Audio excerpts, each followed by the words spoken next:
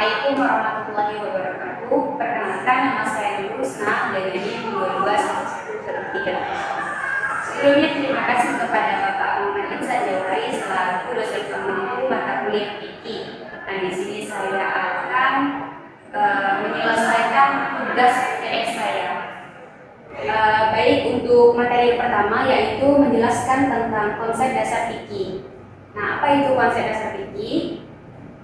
Jadi fikih ini adalah ilmu yang mempelajari hukum Islam yang berdasarkan dengan Al-Quran dan Sunnah. Nah, mencakup aspek apa? Mencakup aspek kehidupan seperti ibadah, muamalah, hubungan sosial, ekonomi, akhlak, dan hukum pidana. Nah, tujuannya untuk memahami dan mengaplikasikan ajaran Islam dalam kehidupan sehari-hari dengan memperhatikan konteks zaman. Selanjutnya, usul fikih. Usul fikih ini adalah dasar hukum atau bagaimana meramu satu hukum menjadi hukum. Nah, merupakan juga sebagai sarana yang digunakan untuk memahami nas-nas Al-Quran dan Sunnah dalam rangka menghasilkan hukum-hukum syara. Selanjutnya adalah syariah. Syariah adalah ketentuan atau aturan yang sifatnya qad'i atau tetap.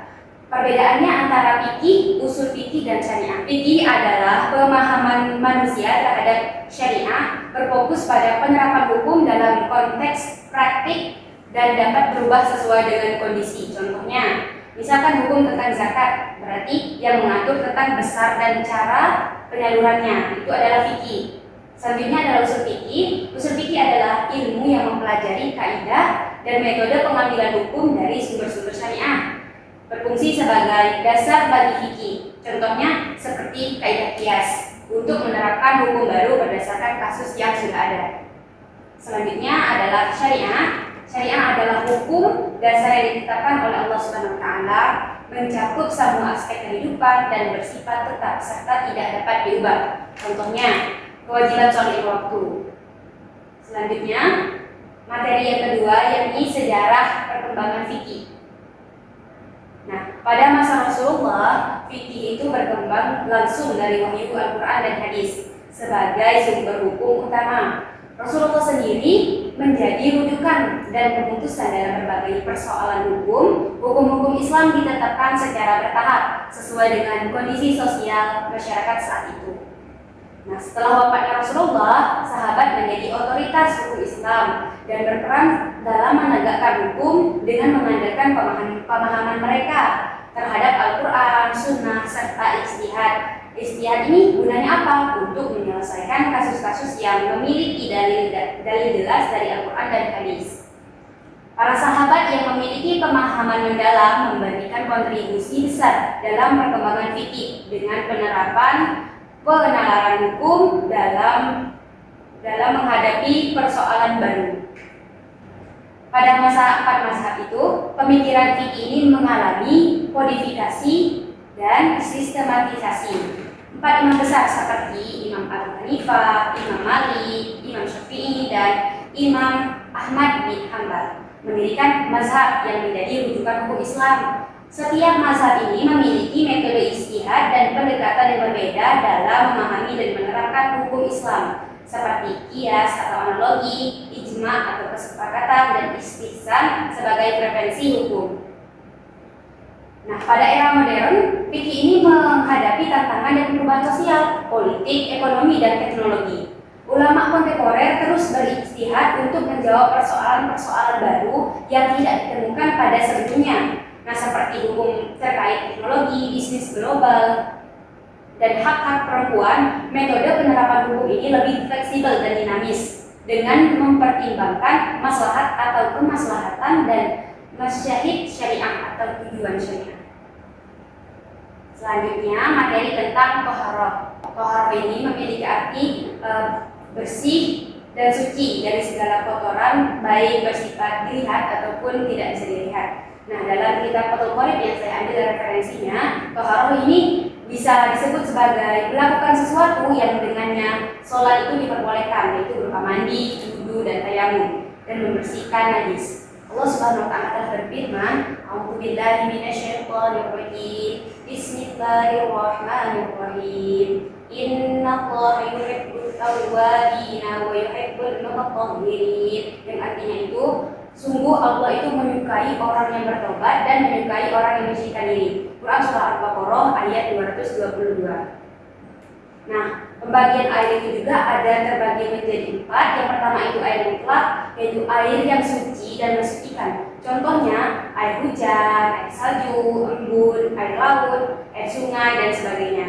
Yang kedua itu musyammas, air yang musyammas yaitu air yang suci zatnya bisa mensucikan pada yang lainnya dan makruh menggunakan pada badan, tidak pada pakaian. Jadi airnya itu makruh digunakan pada badan kita, tapi tidak makruh digunakan pada pakaian. Yaitu air musyammas, yaitu air yang dipanaskan dengan pengaruh sinar matahari. Nah, yang ketiga ada air mustamal. Air ini air yang suci zatnya, namun tidak bisa mensucikan pada yang lainnya. Yaitu air mustamal, air yang sudah digunakan untuk menghilangkan hadas atau menghilangkan najis jika memang tidak berubah sifatnya dan tidak bertambah ukurannya setelah terpisah dari tempat yang dibasuh beserta menghitung air itu diserap dan oleh tempat dan dibasuh. Yang keempat, yang terakhir air mutanajis, yaitu air najis, maksudnya air yang terkena najis. Air najis ini terbagi menjadi 2. Salah satunya adalah air najis yang sedikit, yaitu air yang terkena najis baik sampai berubah sifatnya ataupun tidak, dan kondisi air tersebut kurang dari 2 bulan. Selanjutnya tayamum. Nah, tayamum ini adalah salah satu cara bersuci dalam agama Islam yang dilakukan dengan menggunakan debu atau tanah yang suci. Tayamum ini diperbolehkan sebagai pengganti wudhu atau ketika seorang tidak memiliki air untuk bersuci. Nah, atau juga tidak menggunakan air dapat membahayakan kesehatan. Jadi air ini ketika air itu tidak ada, maka boleh untuk bertayamum. Mandi wajib ini adalah mandi yang dilakukan oleh seorang muslim untuk membersihkan diri dari hadas besar. Hadas besar ini bisa terjadi dalam beberapa keadaan seperti berhubungan suami istri, haid bagi perempuan dan nifas. Selanjutnya materi tentang sholat. Nah, apa sih pengertian dari sholat ini? Pengertian dari sholat itu apa sih? Nah, sholat itu adalah ibadah yang wajib dilakukan oleh umat Islam sebagai bentuk penghambaan kita kepada Allah Subhanahu wa taala. Allah Subhanahu wa taala pun berfirman dalam Quran surah Al-Baqarah ayat 43 yang berbunyi, "Wa aqimus sholata wa atuz zakata warka'u ma'ar raki'in." Yang artinya, dan laksanakanlah sholat, tunaikanlah zakat, dan rukuklah beserta orang yang sujud. Hukum pelaksanaannya ini apa? Hukumnya itu fardu ain adalah kewajiban yang harus dilakukan oleh setiap muslim atau individu. Syarat-syarat sah sholat. Nah, agar menjadi sahnya sholat, maka ada beberapa syarat yang harus dipenuhi. Yang pertama, suci dari hadas, baik hadas kecil maupun hadas besar. Yang kedua, suci pakaian, badan, dan tempat dari najis. Dan yang ketiga, mengetahui maksudnya sholat. Macam-macam sholat fardu itu ada 5 macam yang biasa kita kerjakan dalam kehidupan sehari-hari kita. Ada sholat subuh, sholat zuhur, sholat asar, sholat maghrib, dan sholat isya. Nah, untuk sholat sunnahnya itu ada sunnah muakkad yang biasa kita kerjakan juga, misalnya sebelum subuh, sholat sunnah muakkad qobliyah subuh. Nah, ada juga sholat sunnah ghairu muakkad atau yang dianjurkan juga. Nah, sholat ini seperti sholat tahajud, sholat duha, sholat istikharah, dan sebagainya. Selanjutnya itu materi tentang jenazah. Jadi sama muslim itu hendaknya kita menghargai hak dan kewajiban, baik dia masih hidup maupun dia telah meninggal dunia. Nah, ada 4 kewajiban bagi orang Islam terhadap saudaranya yang telah meninggal. Allah Subhanahu wa taala telah menyebutkan dalam Quran surah Ali Imran ayat 185 yang berbunyi, kullu nafsin za'iqatul maut. Artinya setiap yang bernyawa itu pasti akan merasakan kematian. Nah, hukum mengurusi jenazah ini adalah fardu kifayah atau kewajiban dalam Islam yang harus dilaksanakan oleh sekelompok orang. Jika salah satunya itu atau beberapa orang telah melakukannya, maka kewajibannya itu gugur bagi yang lain. Jadi tidak perlu dilakukan lagi jika telah ada 9 orang melakukannya itu. Nah, namun jika tidak ada yang melaksanakan itu tadi hukum fardu kifayah tadi, maka akan berdosa dalam satu kelompok. Nah, contohnya termasuk menguruskan jenazah. Jadi kewajiban kita terhadap mayat itu ada 4 macam. Yang pertama, memandikan jenazah. Nah, memandikan jenazah ini adalah membersihkan dan menyucikan tubuh mayat ini dari segala kotoran dan najis yang melekat pada badannya. Yang kedua ada mengkafani jenazah. Jadi mengkafani jenazah ini adalah membungkus jenazah dengan kain. Kain kafan dibeli dari harta peninggalan jenazah tadi. Nah, jika jenazah tidak meninggalkan harta, maka kain kafan ini menjadi tanggung orang-orang yang menanggung nafkahnya tadi. Nah, ketika ia masih hidup dan jika yang menanggungkan nafkahnya ini tidak ada, maka kain kafan itu diambil dari Baitul Mal atau menjadi tanggungan jawab kaum muslim yang mampu. Yang ketiga itu ada mensolati jenazah. Mensolati jenazah itu adalah sholat yang dilakukan dengan 4 kali takbir, tanpa ruku, tanpa sujud, dan tanpa duduk di antara 2 sujud. Nah, tujuannya itu untuk mendoakan orang yang telah meninggal itu.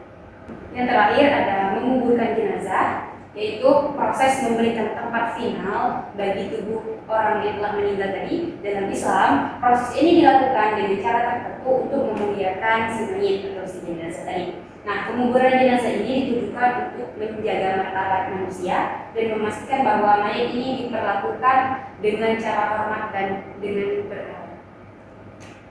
Selanjutnya materi tentang puasa. Nah, puasa ini memiliki makna yakni menahan diri dari makan, minum, dan hal-hal yang membatalkan puasa, dari terbitnya fajar hingga terbenamnya matahari. Allah Subhanahu wa taala telah berfirman dalam Quran Al-Baqarah ayat 183 yang berbunyi, A'udzu billahi minasyaitonir rajim. Bismillahirrahmanirrahim. Ya ayyuhan ladzina amanu kutiba 'alaikumus shiyam kama kutiba 'alal ladzina min qablikum kama kutiba 'alal ladzina min qablikum la'allakum tattaqun. Subhanallahul dan artinya, wahai orang-orang yang beriman, diwajibkan atas kamu berpuasa sebagaimana diwajibkan atas orang sebelum kamu agar kamu bertakwa. Syarat-syarat sahnya puasa ada beberapa. Yang pertama itu Islam, jadi Islam itu diwajibkan untuk berpuasa. Yang kedua bandel, yang ketiga berakal sehat, jadi tidak dianjurkan berpuasa bagi orang gila. Yang keempat cuci dari haid dan nifas, jadi harus suci dari segala bentuk dari haid dan nifas. Yang kelima mampu. Yang keenam tidak dalam perjalanan atau musafir. Nah, ada beberapa jenis puasa. Yang pertama itu puasa wajib. Nah, puasa wajib ini tentunya seperti puasa Ramadan yang biasa kita kerjakan di bulan Ramadan. Nah, puasa yang wajib dilaksanakan setiap umat muslim selama bulan Ramadan dari terbit fajar hingga terbenamnya matahari atau maghrib. Yang kedua puasa kafarat, puasa sebagai tebusan atau atas pelanggaran tertentu seperti melanggar sumpah atau biasanya orang itu melakukan hubungan suami istri di siang hari. Nah, wajib melakukan puasa kafarat. Yang ketiga puasa qadha. Puasa qadha ini artinya puasa atau kita itu menggantikan puasa yang telah kita tinggalkan di bulan Ramadan. Yang kedua itu ada puasa sunnah. Puasa sunnah itu seperti puasa Senin Kamis. Nah, dianjurkan untuk kita melakukannya di setiap minggu. Yang kedua puasa Ayyamul Bid. Kita puasa 3 hari pada tanggal 13, 14, dan 15 setiap bulan Hijriah. Yang ketiga puasa Arafah dilakukan pada tanggal 9 Zulhijjah. Nah, kita itu sangat dianjurkan untuk berpuasa karena dunia itu untuk menghapus dosa. Yang ketiga puasa khusus. Puasa khusus ini contohnya seperti puasa nazar, puasa yang dilakukan sebagai bentuk nazar kita akan janji kepada Allah Subhanahu wa taala. Materi yang terakhir menjelaskan tentang zakat. Nah, zakat itu artinya mengeluarkan harta dari harta yang lebih dimiliki oleh seorang muslim atau menyucikan harta. Jadi jika seorang muslim itu memiliki kelebihan harta, maka ia diwajibkan untuk mengeluarkan zakat. Allah Subhanahu wa taala berfirman dalam Al-Qur'an surah At-Taubah ayat 103 yang artinya ambillah zakat dari mereka. Gunanya itu untuk membersihkan dan menyucikan mereka dan berdoalah untuk mereka. Ada beberapa jenis zakat. Yang pertama itu zakat fitrah atau zakat yang biasa kita kerjakan di bulan Ramadan, yaitu zakat yang dikeluarkan sebelum Idul Fitri berupa bahan makanan pokok seperti beras dan sebagainya. Zakat yang kedua itu zakat harta, yaitu atau zakat mal yang dikeluarkan dari harta yang telah mencapai nisab atau haul yang telah ditentukan. Contohnya itu seperti zakat emas, zakat perak, perdagangan, pertanian, zakat binatang ternak, dan zakat profesi apabila memiliki kelebihan harta yang dimiliki. Benda-benda yang wajib dizakati ada beberapa. Yang pertama, binatang ternak seperti unta, sapi, kerbau, dan kambing. Yang kedua, emas dan perak. Dan ketiga, biji-bijian yang mengenyangkan, contohnya seperti gandum, beras, jagung, dan sebagainya. 4. Buah-buahan yang wajib dizakati ialah buah kurma dan anggur saja. Sedangkan buah yang lainnya itu tidak wajib. Dan yang terakhir, harta dagangan. Yang wajib menerima zakat, yang pertama fakir, orang yang hampir tidak memiliki harta dan tidak mampu memenuhi kebutuhan pokok. Yang kedua miskin, mereka yang memiliki harta tetapi tidak cukup untuk memenuhi kebutuhan dasar hidupnya. Yang ketiga amil, orang yang mengurus dan mendistribusikan zakat. Yang keempat mu'alaf, individu yang baru masuk Islam dan membutuhkan dukungan untuk memperkuat iman. Yang kelima hamba sahaya yang ingin memerdekakan diri mereka. Yang keenam gharimin adalah orang yang berhutang untuk kebutuhan hidup dan tidak mampu untuk membayarnya kembali. Nah, yang ketujuh fisabilillah, mereka yang berjuang di jalan Allah seperti dalam dakwah atau dalam yang ketujuh fisabilillah, yaitu mereka yang berjuang di jalan Allah seperti dalam dakwah atau pendidikan. Nah, yang terakhir ibnu sabil, musafir atau kehabisan biaya dalam perjalanan untuk tujuannya. Mungkin itu saja yang dapat saya sampaikan. Kurang lebihnya saya mohon maaf. Kepada Allah saya mohon ampun. Wabillahi taufiq wal hidayah. Wassalamualaikum warahmatullahi wabarakatuh.